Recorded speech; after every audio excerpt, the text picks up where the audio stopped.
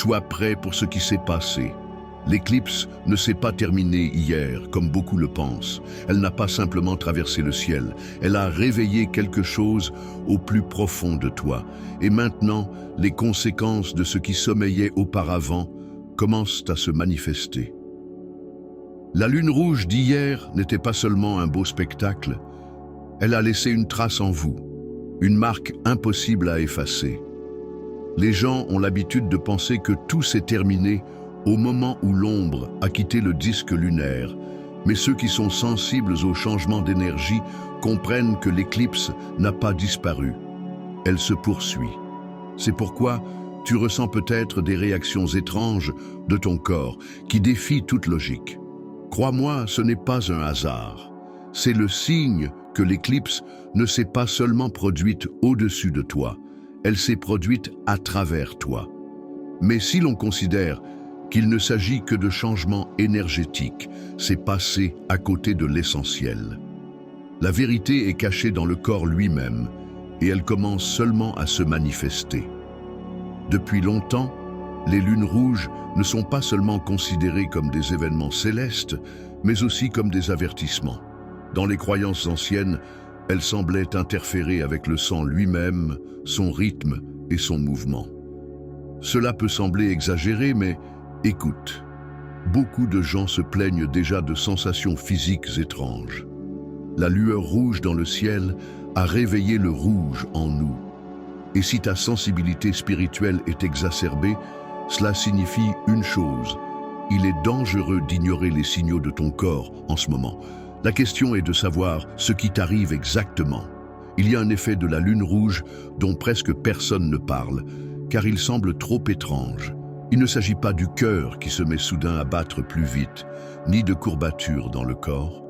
Il s'agit des oreilles, un bourdonnement soudain, un son aigu ou une sensation de pression invisible, comme si l'air comprimait l'espace. Pour certains, cela ne dure que quelques secondes, pour d'autres, cela revient sans cesse, sans prévenir. La science s'empresse de mettre cela sur le compte d'une coïncidence, mais les textes anciens affirmèrent le contraire. Ils appelèrent cela un appel. Lorsque l'on entend un bourdonnement, cela signifie que l'âme est appelée à écouter. Et après cette éclipse, les personnes qui entendaient cet appel sont devenues plus nombreuses que jamais. Si vos oreilles bourdonnent, ne pensez pas trop vite qu'il s'agit d'un hasard ou d'une maladie. Il peut s'agir de votre propre horloge interne qui réagit à l'ombre de la lune, vous reliant à quelque chose de bien plus grand que votre vie personnelle. Et lorsque vous comprenez ce que cela signifie, vous ne percevez plus le silence comme avant. Un autre symptôme étrange qui a touché beaucoup de gens est une forte baisse d'énergie ou, au contraire, une vigueur infinie. Pour certains, l'éclipse a été le déclencheur d'un sommeil profond, comme si leurs yeux se fermèrent d'eux-mêmes et que leur corps sombrait dans la lourdeur. Un sommeil si profond qu'il est impossible de se réveiller. Pour d'autres, c'est l'inverse qui s'est produit. Les nerfs sont tendus, l'énergie bouillonne, impossible de dormir même à 3 heures du matin. Les pensées ne s'arrêtent pas. L'éclipse a divisé les gens en deux camps. Les uns ont absorbé l'énergie et se sont épuisés.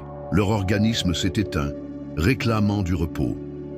Les autres, au contraire, l'ont repoussé et se sont retrouvés submergés par un courant incapable de s'éteindre.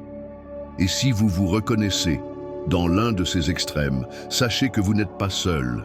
Et maintenant, parlons de ce à quoi personne ne s'attendait. Une sécheresse soudaine dans la bouche, une soif qui ne disparaît pas, une gorge qui gratte comme si vous aviez crié toute la nuit alors que vous n'avez pas prononcé un mot. Ce n'est pas simplement de la déshydratation. L'eau ne soulage pas cette sécheresse. C'est plus profond, presque rituel, comme si votre voix se préparait à changer. Dans l'Antiquité, les prêtres et les devins qui recevaient des révélations après les éclipses perdaient toujours d'abord la voix. Leur gorge brûlait, leurs paroles disparaissaient, et ce n'est qu'ensuite, lorsque le moment était venu, que les mots jaillissaient d'eux-mêmes, comme s'ils transmettaient un message plus grand qu'eux-mêmes.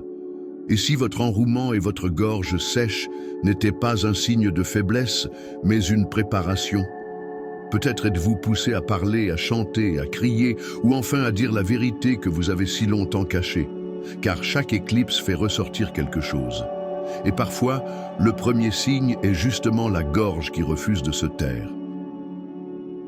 Il existe une autre manifestation encore plus inattendue, l'éternuement. Pas à cause d'une allergie, de la poussière ou d'une maladie. Une série d'éternuements soudains, comme si le corps expulsait de force ce qui était coincé à l'intérieur.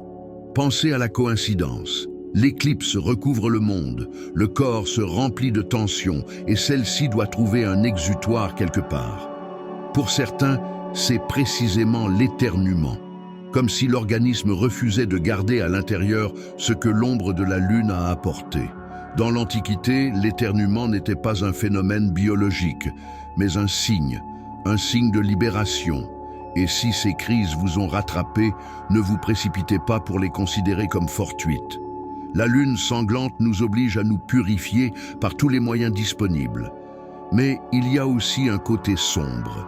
Chez certaines personnes, l'éclipse a laissé des traces directement sur la peau. Démangeaisons inattendues, picotements, chaleur dans les paumes ou sur la tête, sensation comme si une main invisible glissait sur le corps. Pas d'éruption cutanée, pas d'allergie, pas d'explication. Juste une peau qui s'anime soudainement. Parfois, c'est ludique, cela chatouille, et parfois, c'est presque insupportable, comme si la peau essayait de parler. Dans les croyances anciennes, la peau était considérée comme le voile de l'âme, la frontière entre l'intérieur et l'extérieur. Et pendant les éclipses, cette frontière s'amincissait. Le corps réagissait alors, il s'enflammait, démangeait, brûlait. Et si vous sentez que votre peau est comme connectée au courant, sachez que ce n'est pas un hasard. C'est un rappel que l'éclipse est passée non seulement au-dessus de la Terre, mais aussi à travers vous. Après cette lune, quelque chose d'ancien se réveille. Les gens qui n'ont jamais eu peur de l'obscurité ressentent soudainement de l'anxiété lorsqu'ils éteignent la lumière. Les pièces semblent chargées, comme si quelqu'un se tenait à côté, alors qu'il n'y a personne. Ce n'est pas de la paranoïa, mais l'éveil d'un instinct, d'une mémoire ancienne.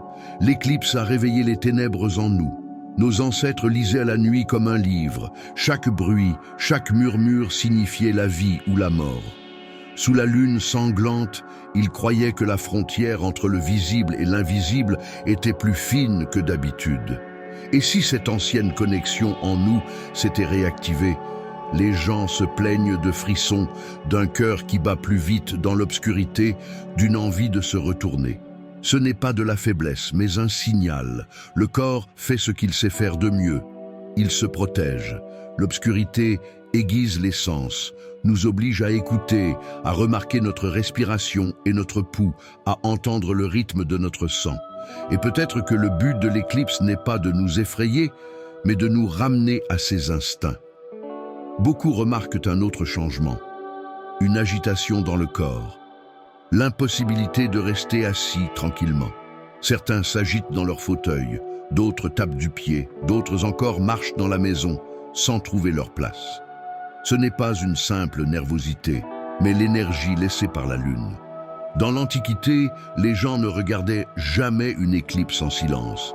Ils dansaient, battaient des tambours, allumaient des feux. L'éclipse était un appel à l'action, et votre corps s'en souvient, même si vous l'avez oublié. C'est pourquoi les conversations semblent désormais pénibles, l'attente insupportable et les divertissements habituels ne procurent aucun soulagement. Le corps ne veut pas de repos, il a besoin de mouvement. Même le bâillement a pris un nouveau sens. Depuis l'éclipse, beaucoup bâillent, non pas par fatigue, mais comme si le corps ouvrait lui-même une valve pour libérer l'énergie excédentaire. Les bâillements viennent par vagues, les uns après les autres, comme si le corps se purifiait de la tension laissée par la lune rouge. Les anciens considéraient le bâillement non seulement comme contagieux, mais aussi comme une libération collective, lorsque l'énergie passe d'une personne à l'autre. C'est la même chose aujourd'hui. Nous bâillons ensemble, nous débarrassant ainsi d'un poids superflu. Il existe des manifestations encore plus étranges. Des sensations dans les membres, picotements, engourdissements, comme si un courant traversait les mains ou les jambes. Nous pensons généralement que cela est dû à une position inconfortable, mais que se passe-t-il si cela est le résultat d'une éclipse? Dans l'Antiquité, ces étincelles sous la peau étaient considérées comme le signe de l'éveil de canaux cachés. Le corps semble ouvrir de nouvelles voies pour la circulation de l'énergie. Et peut-être que ces étincelles ne sont pas une erreur, mais un indice sur la direction à prendre. Il est important de se rappeler que l'éclipse est rarement ressentie au moment où elle se produit. Oui, le ciel s'assombrit, la lune se teinte de rouge, mais le corps réagit le plus souvent plus tard. Le véritable choc survient après des heures, voire des jours. C'est comme un tremblement de terre et ses répliques.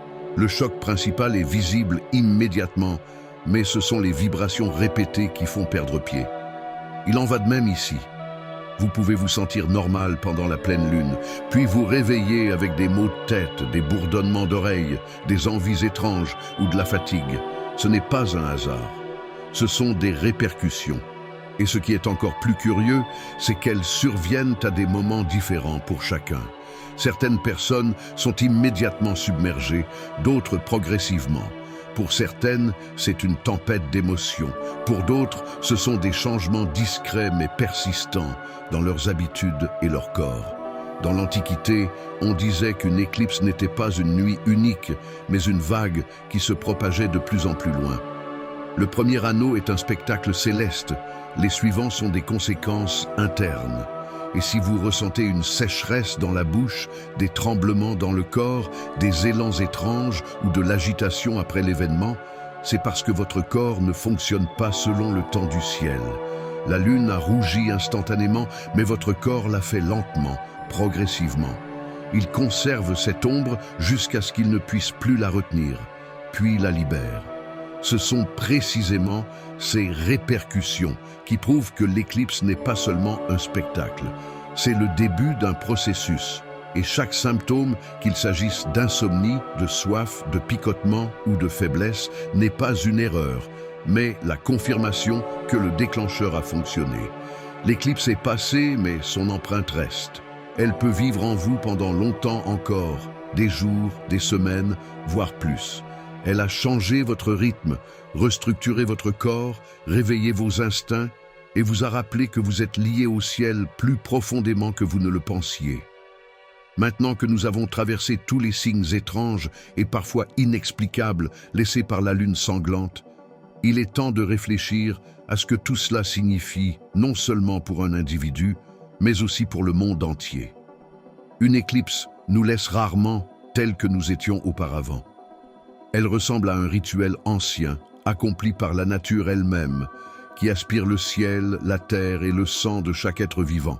Et même si beaucoup s'efforcent d'y voir uniquement un phénomène esthétique à immortaliser avec un appareil photo, la véritable profondeur du processus est bien plus grande.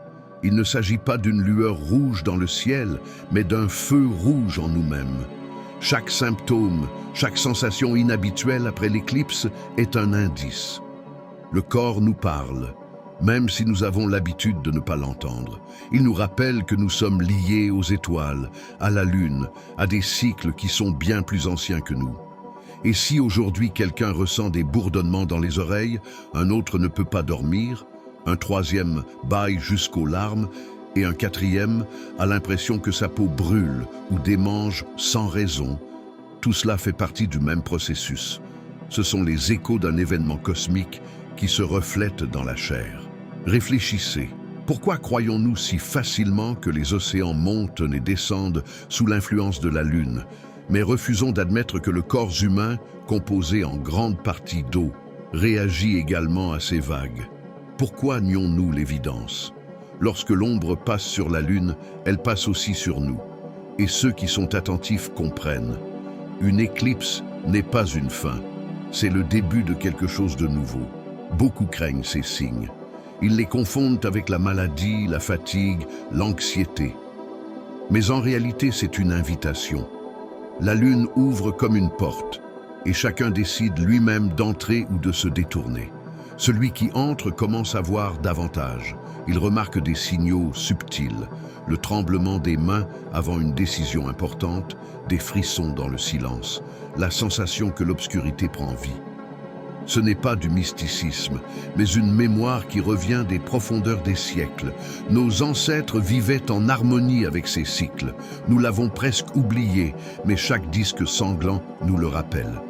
Aujourd'hui, beaucoup ont l'impression de ne pas pouvoir rester en place. Agitation, énergie confuse, mouvement constant des doigts, des pieds, envie d'aller quelque part, de bouger, d'agir.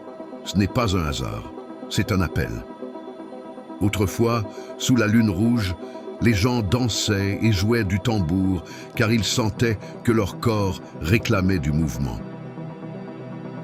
Aujourd'hui, nous sommes enfermés dans nos appartements et nos bureaux, mais l'énergie cherche toujours à s'exprimer. Si nous ne l'écoutons pas, elle se transformera en lourdeur, en irritation, en insomnie. Mais si nous cédons, si nous bougeons, si nous laissons notre corps s'exprimer, cette énergie devient la clé du changement. L'éclipse nous apprend à ne pas résister, mais à écouter.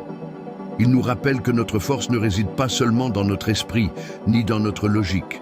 Elle réside dans nos sensations, nos instincts, notre capacité à percevoir l'invisible.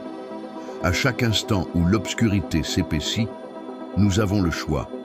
Croire qu'il s'agit d'une peur fortuite ou reconnaître que notre instinct ancestral nous met en garde. La lune active ce qui sommeillait en nous depuis trop longtemps. Il est important de s'arrêter ici et de prendre conscience que tout ce que nous avons vécu après la lune sanglante n'est pas une punition, mais une préparation. Nous devenons différents. Pour certains, cela apporte de la fatigue. Pour d'autres, de la force. Pour d'autres encore, de nouvelles peurs. Mais derrière toutes ces couches, il y a une seule chose, le changement. Et le changement n'est jamais facile. Il exige que l'ancien cède la place au nouveau.